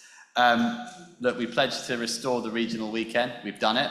And I hear a very strong pitch there, Edward, and you heard a lot of popularity. It's actually very interesting because I was been talking about we want to go probably to one of the devolved nations next year, because both Scotland and Wales have devolved elections. It would be very appropriate to go to either Scotland or Wales. We'll be talking to you, but very excited about that invitation, and we're talking about that for next year. So you're landing us in a very, very exciting place there. As you've heard, there are a number of initiatives that are out there, and I want to pay tribute to the Jewish Small Communities Network. It's great that you're there, Stuart, and thank you to you and the 4 chair legs, as they call themselves, the 4 chairs of the Sussex Jewish Rep Council, for an amazing few days here. It's been really wonderful. Mitzvah Day, you heard about. Holocaust Memorial Day Trust, Jewish Adjacent, a project that I'm happy to be a trustee of. Really good projects to be involved in. At the board, we've tried to come up with a series of projects and initiatives that will engage people in all parts of the country. As you know, empowering our deputies is a really crucial part of our board plan. So whether it's Jewish Culture Month and getting that, doubling the number of Jewish living experience exhibitions as we've done now, we have funding for that, so that more and more of your communities can be involved in different ways, hosting schools and be involved in Jewish Culture Month in different ways right across the country. Some of you joined us for our Parliamentary Advocacy Day, which was in London, but speaking to MPs from across the country. We'll be repeating that next February, but I'm pleased also to announce today that we'll be launching another initiative of civic Shabbats. Now, some of your communities already do this and invite local politicians, and I'm joining you in Edinburgh for one in August. But what we want to do is use that knowledge for those communities that don't already do that, don't already invite their MPs and their councillors in, to be taking that initiative up, utilising our network of 200 member organisations to really reach in every part of the community. We'll be sending out information on that and some questions, I believe, in the coming days to launch that initiative for the autumn. So watch out for that, something really important we want to build. We will be pushing forward with our Optimistic Alliance project. We've got some new funding on that one. So if you want to engage with local Muslim communities, let us know. I know some of you have done already. We'll be picking that up in the coming weeks. It's a really important thing that we're doing. And for next year, and I mentioned the devolved elections, we'll be creating devolved manifestos, Jewish manifestos, including in Welsh for the Senedd elections, as well as the Scottish Parliament elections and local council elections as well in different parts of the country, so that you can use these to host hustings events in your communities. I've had brilliant ones in the past. I look forward to doing it again next year. One of the fascinating things I think we heard from the conversation is about some of the challenges and opportunities of new groups. The Israeli communities, we've heard, fast growing.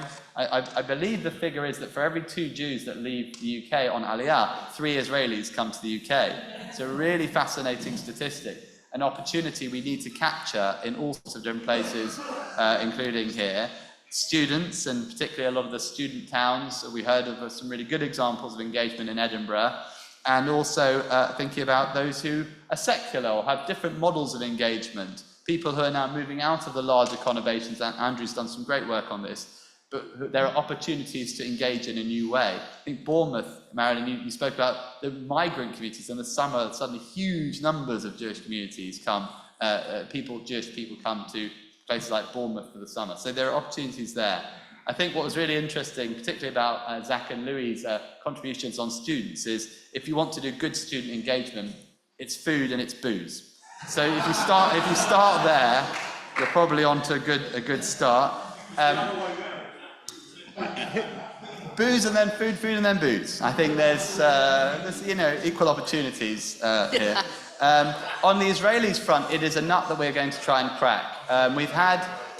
We've started reaching out to a number of the nascent Israeli organisations of Israelis living in this country, to try and see whether they will engage. I think Josh is right that there's a tendency to kind of be apart. There are some models of coming together. I know in Brighton there's a bit of that.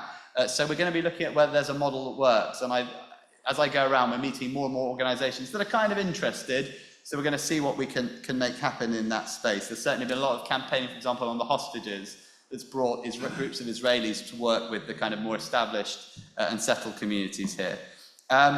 So lots of really interesting work, and I think people right to pay tribute specifically to Progressive Judaism on the work they've done. I think there's probably learnings for everybody about the outreach to people who may be further flung. Yes, some of the Orthodox communities may not be able to travel in the same way into communities, but use of Zoom outside of Shabbat and festivals is something that people should be making wider use of, really further utilising some of the mechanisms of outreach that Progressive Judaism has done so successfully. That could really work for everybody, and I think there's some really good learnings that we can use this group of people to bring together. I think this is what we want to do. I think that someone made a point about underpinning all of our engagement with strong communications. That's going to be a really important part of our work over the next 6 months as we review things like our community briefing, our media work, our social media, to make sure we optimise it to reach communities right across the country in different ways. And we'll be doing some consultations with deputies about what you think will best work. Where are your community's eyeballs? Is it WhatsApp groups? Is it Facebook groups? Are there particular publications that they read that we should be making more and more regular appearances? All of that is to say we're really excited about our work with the regions. Over the coming months, we'll be putting together more of a regional strategy to hopefully discuss at the Regional Deputies Assembly in September. Continue to feed in your ideas, but we're very excited to be a board of deputies for the whole country. Thank you.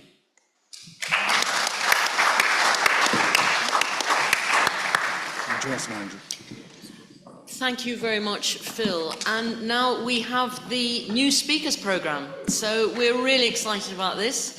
We've already heard from 2 of our 3 speakers that we're going to hear from today, but it's really great to have a chance to get to know them a bit better. So the first of the 3, Zach, I'm asking you to the mic to tell us a bit about yourself.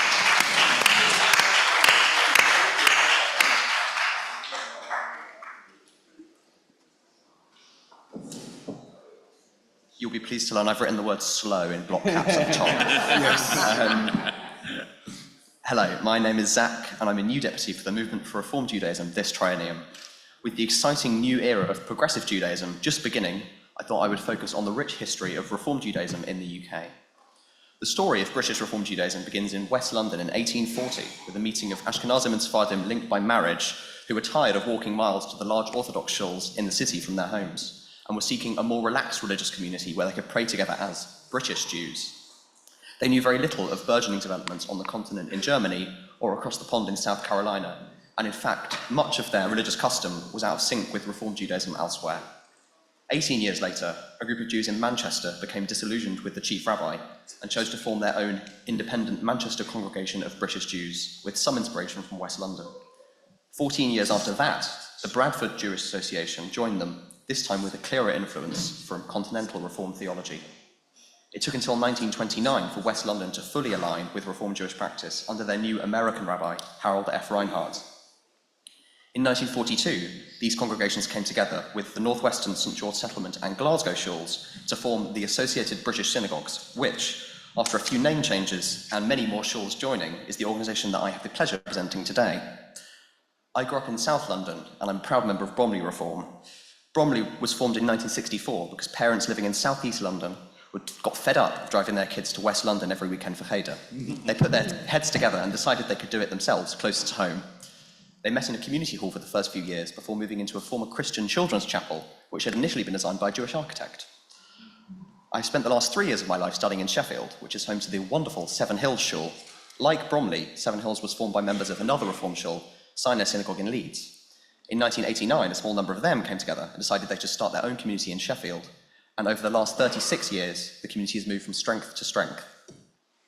Both of these communities have taught me the value of courage, teamwork, and having a little independent streak. These are the values at the heart of British Reform Judaism. The early pioneers of Reform Judaism, whether they were German and English, men and women, rabbis, ordinary members, they understood how important it was to hold true to what they believed and come together with others to make the change they wanted to see, often in the face of backlash. I know most of the people in this room are not Reform Jews, but I would ask that we all try to truly understand the beliefs and lives of people from different Jewish backgrounds, and that goes for people on my side as well. To steal one of Phil's favourite Talmudic phrases, Kol Yisrael Arabim Zeh Bazeh, before we can be responsible for each other, we really should understand each other, I think. The Reformed Judaism of this year, 2025, is a world away from where it started all those years ago, and that adaptation to the modern world is central to Reformed Jewish life. I know that the new progressive movement will continue that for years to come, and I hope one day to be an old codger sitting at the back of the shul, thinking about when we were Reformed liberal. Thank you.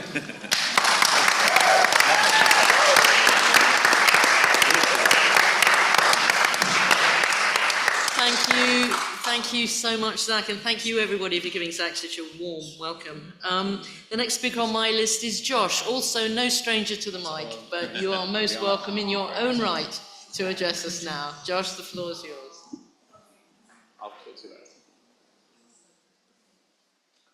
Ladies and gentlemen, esteemed guests and friends, it's an honour to stand before you today. My name is Josh Aronson, and my journey from an ultra-Orthodox upbringing in Manchester to advocating for Israel and social justice on the global stage has been anything but ordinary. But if there's one lesson my life has taught me, it is this: no challenge is insurmountable. As the seventh of 14 children, I grew up in a world steeped in tradition and community. My father, a rabbi, later moved to Israel, and in many ways my own past have been shaped by a deep commitment to both my heritage and my desire to engage with the wider world. That passion for storytelling and advocacy led me into journalism. Today, as a diaspora reporter for Ma'ariv and a contributor to Jewish publications worldwide, I strive to bring untold stories to life and give voices to those who need to be heard. But journalism is only part of my mission. I have spent years working with organizations that serve others, whether coordinating services for people with disabilities in Israel at IMPJ, Israeli Movement for Progressive Judaism, leading the Jerusalem branch of the Meretz Party, or serving as the executive board of Keep Olim to support new immigrants to Israel. Most recently, I was humbled to be elected to the board of directors of the British Zionist Federation and to be appointed to President Herzog's Voice of the People Council, a role that allows me to contribute to meaningful discussions in Israel's future. Now, as I look forward to my role on the Board of Deputies of British Jews, I see an incredible opportunity to further strengthen our community. The board has long been a pillar of Jewish life in the UK, advocating for our rights, preserving our heritage, and ensuring our voices are heard at the highest level of government and society. My vision is to bring fresh energy and a dynamic approach to its work, amplifying young voices, fostering deeper connections between British and Israeli communities, and countering rising anti-Semitism with strategic, proactive advocacy. One area particularly close to my heart is disability advocacy. As someone on the autistic spectrum, I understand firsthand the challenges faced with individuals with disabilities, both visible and hidden. I intend to make disability rights a core part of my work on the board, ensuring that the Jewish communal spaces, events, and institutions are truly inclusive. We need to move beyond token representation and take meaningful action. Better accessibility, ensuring Jewish schools, synagogues, and community centers are fully accessible for those with physical disabilities. Employment and inclusion, working with communal organizations to create better job opportunities and support for people with disabilities. Representation and awareness, raising the profile of disability issues within the Jewish community, challenging stigma, and making sure that all voices are heard at the decision-making table. I also see this as an opportunity to strengthen inter-community solidarity, working alongside other disability rights organizations to push for a broader change in British society. The Jewish community should lead by example, showing that inclusion is not just a goal, but a fundamental value. The Zionist Federation of Great Britain and Ireland, where I now have the privilege to serve, has a long and storied history dating back to 1899. What started as a small movement grew into a driving force behind the creation of the Jewish state. It played a role in the Balfour Declaration, founded key organizations like Keren HaYesod and Rizzo, produced the first film about Israel in 1911, which was screened in the Basel Congress in the presence of Herzl, And today, the Zionist Federation serves as the UK's leading voice for Israel advocacy. In today's world, where misinformation spreads rapidly and Israel faces relentlessly challenges, our work is more critical than ever. Through education, advocacy and action, the ZF ensures that the Israel story is told accurately and that the Jewish people have a strong voice in the UK and beyond. My journey, like that of the Zionist movement itself, proves that when we refuse to accept limitations, we can achieve the possible. Each of us here have a role in playing in shaping the future, in standing up for truth, and in building bridges across communities. I urge you all to believe in your ability to make a difference, push boundaries, break barriers, and never, ever give up on your dreams. Thank you.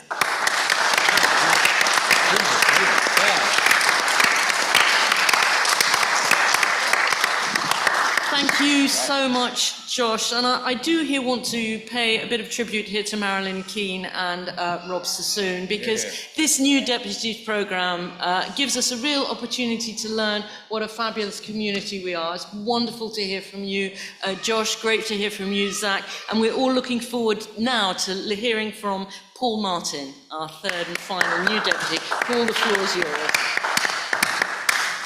Thank you very much. Just a little bit about my own split personality, as the previous speaker once earlier today said. I'm Paul Martin. I'm also Paul Martin Kaner. I'm also Paul Kaner. It provides, as I say, difficulty in journalism because I'm a journalist and I sometimes write under one name and sometimes under the other. I was born in Cape Town, very much like our previous speaker here. But my parents are from two places, Leeds and, that's Leeds, North England, and in Cardiff. And my mother went to live in Rhodesia, as it then was, when she was 12.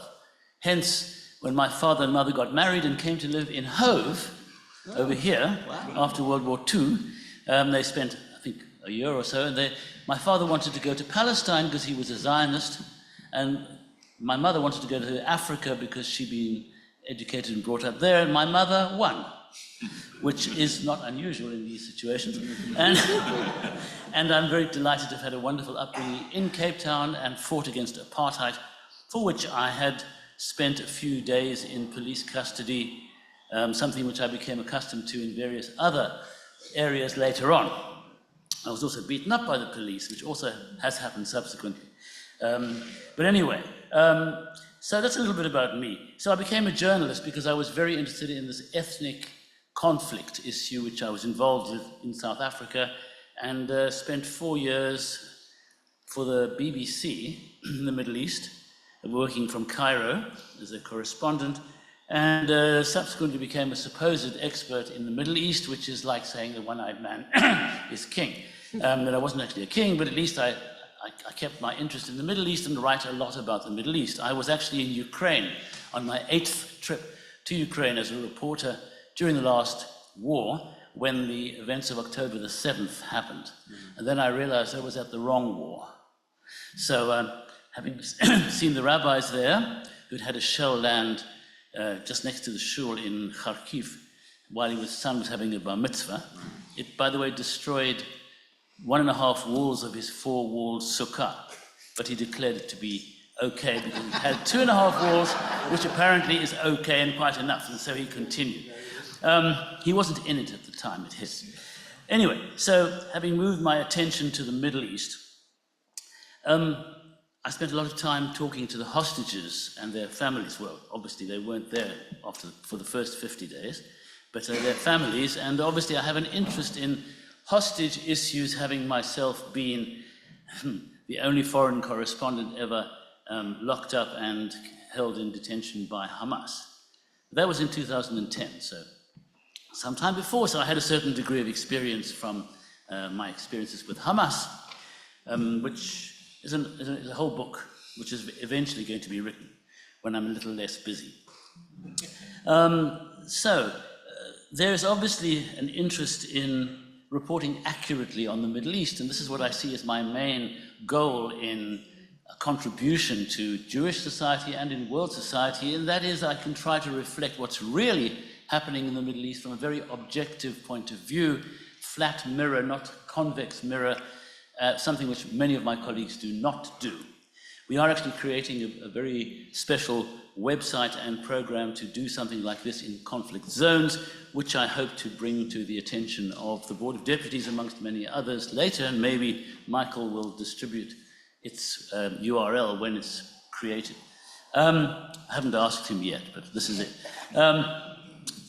Then the bias of the BBC, obviously having worked for them for many years in various capacities and being interviewed by them from time to time and others, I can unhesitatingly tell you that the BBC is biased, which is not news to most of you, perhaps. But Paul, I need you to come. Yeah, the question is what can be done about it. I think we ought, as a Board of Deputies, to be tackling the BBC, not just on the fact that they've messed up over this incident in West England, but also because of their overall coverage. It's very influential, very important, and we need to be tackling errors when they make them. I'm happy to give my email, and you can write to me and tell me of what you see. So lastly,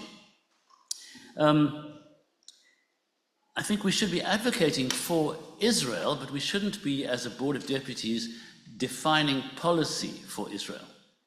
And this is going to make it a little controversial, but I'm going to say that I don't think it's the Board of Deputies' duty to specify whether there should be a one-state, a two-state, a six-state, a 21-state solution. I think we should be looking at advocating peace, unity, strengthening school-to-school relationships between Arabs and Jews, people-to-people relationships, but not specifying what policies Israel should be carrying out, especially if things have changed.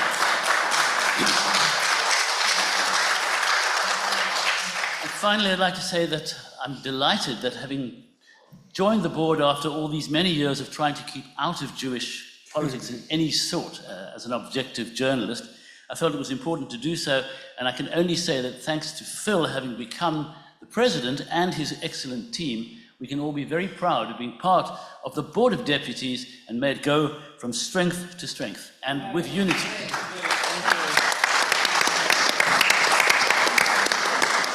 Thank you so much, Paul, Josh and Zach, for a really wonderful session. So, deputies, it is 3:20. We brought you in before 3:30. It's been an amazing afternoon, and I'm going to hand over to the President for his closing remarks.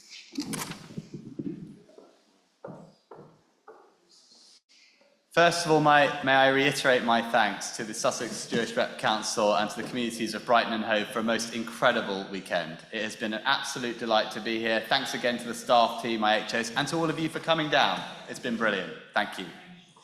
We're already excited about planning for next year, as we hear. One of the devolved nations, sounds maybe like Scotland, could be Wales.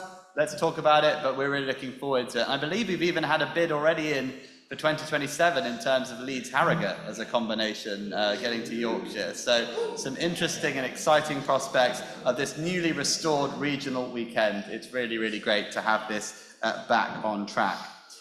One of the things that I really want to think about, we've had a number of our deputies and staff caught up in a very direct way, and many of us will have had friends and family in Israel during the 12-day war, as it's been called by some, the Israel-Iran conflict. We're so glad to have you back, Louise. I know you were caught out there. I want to pay tribute to our own David Robinson, who did an incredible job getting information, supporting Brits stranded abroad. Well done. Over the coming short period, we've got lots going on. Just before we meet. Yeah, so we're going to be out and about across the country, continuing to engage everywhere that we can. And with that, yes, so a couple of other points. First of all, a huge thank you to the tech team, and mazel tov again to Zander. You made it work, you made it fantastic. And with that... CST. And the CST, sorry, another thank you.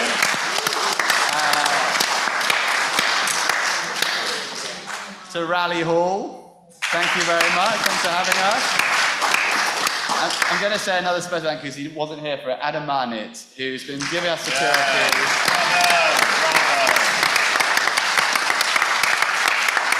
an absolute titan of our organisation who's been just everywhere, our digital comms lead, also securing us today, also giving us a fantastic tour. We didn't have a chance to say thank you. Those of us on the walking tour really enjoyed it.